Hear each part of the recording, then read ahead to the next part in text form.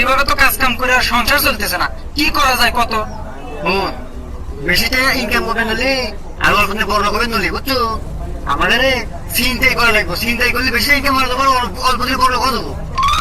তাই নু, চল দোকান থেকে একটু বন্দুক কিনে চিন্তা করা শুরু করি, চল। ঠিক আছে চল।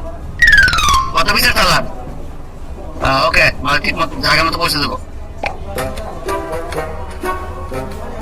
ভাই একটা মেশিন লাগবো, বর্তমান বাজার যেটা চলতেছে ওই যে 9mm পিছল আছে না, ওইটা দেন। ও বুঝতে পারছি, দিতেছি ভাব।